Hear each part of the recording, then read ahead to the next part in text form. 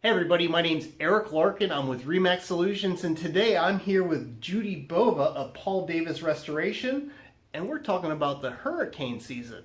Now Judy, you do a lot of preemptive work with condominiums, right? Yes. So some of that is to do a plan to make certain if a catastrophe happens, they're prepared. We want to be ready. So what are some things that condominiums can do to help get ready for something bad happening? Well, they can walk around and check everything out and start to take pictures. Take pictures of inside the condo, so that would be for your individual condominium owner, and of the whole building itself.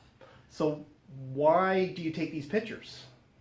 Because if something happened inside your condo and everything got ruined, you wouldn't have a way of reporting it. So you have proof of the stuff that you have, proof of loss, and this will help if you have to put in an insurance claim. Excellent. Mm-hmm. All right, so I see pictures are important. What are some other things that they can do? It's really important that there's somebody in charge, maybe somebody on the board who knows where the keys are to the electrical room and to the rooftop and to the air conditioning room and to the garage. It's also really important that someone in charge there knows who to call. After a hurricane or after a disaster, everybody's going to be calling every vendor there is. It's important for you to have a relationship with your vendor so that they come to you first. Now, when you say your vendor, what exactly do you mean by that?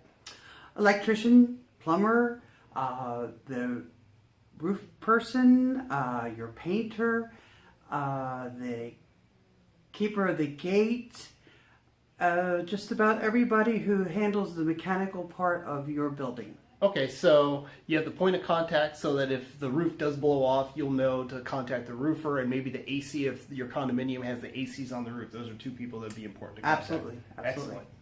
It's important to know who's going to be the first responder in your condo. It has to be somebody who's living in your condo, who's on the board, who knows where all these keys and all the items that we talked about.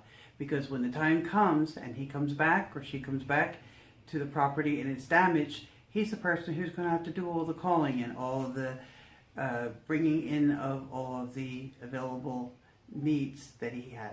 Okay, so if you're on the board, it should be somebody that's actually living in the condo at that particular time, so you have somebody local and boots on the ground, so to speak, so that they can line up in priority who's needed to fix the stuff that got blown away with the hurricane. Right. You need somebody local, and hopefully, they left the building and they're somewhere local so they can get back to assess the damage. Because if there's a hole in the wall or a hole in the roof and it's still raining, it's going to damage the building more. Oh, and that's no good. And then, if you have the excessive rain coming in, that leads probably to mold and other water damage in the property, correct? Right, correct. All right, so as you can imagine, whether it's hurricane season or any time of year, there's some things that can go wrong in a condominium, and it's really important to have a plan in place. You could either be a DIYer and do it yourself, or you can talk to somebody like Judy Bova with Paul Davis Restoration to put together a comprehensive first priority plan.